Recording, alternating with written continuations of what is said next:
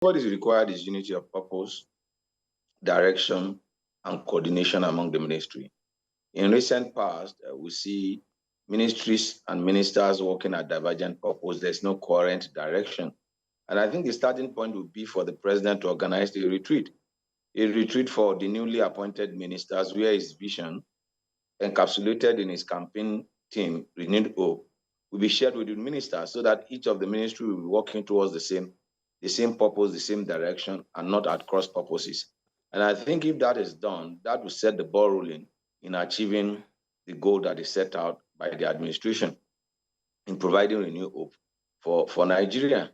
And once that is done, then it becomes imperative for you and I to set out our watchdog, to set out to look at the key performer index that we use to measure their performances in office, providing timeline, 100 days, after 100 days, 6 months in office, so that there's a periodic review of their performances, so that the Nigerian nation and the Nigerian people can actually get deliverables of democracy.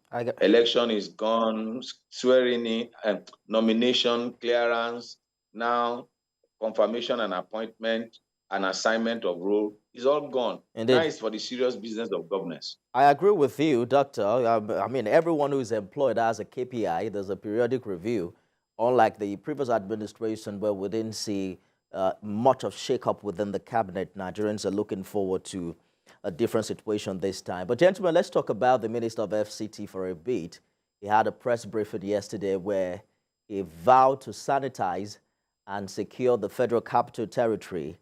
He said he's ready to step on toes to achieve his goals, which, according to him, has the backing of Mr. President. Let's watch an excerpt from that press briefing. You don't like those who will step on toes. I will step on toes because you cannot be claiming FCT is not working.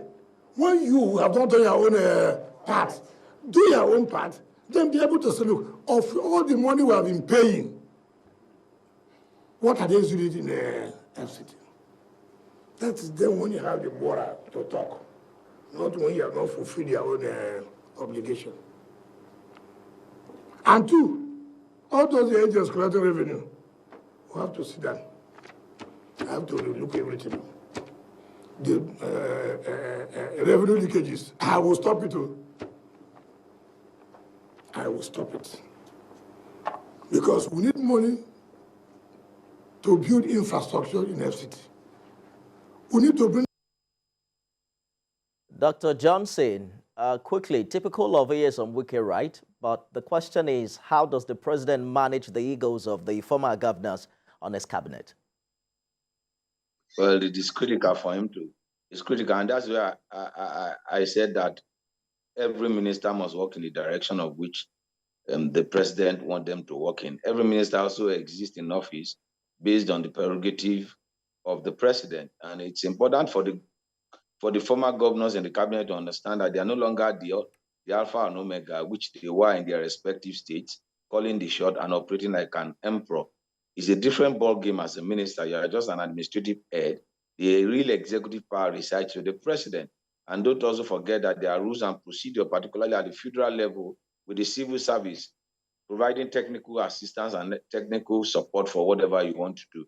Everything must be done within the ambience of the law and within the framework of what is permissible by the guideline and the policy papers governing that particular ministry.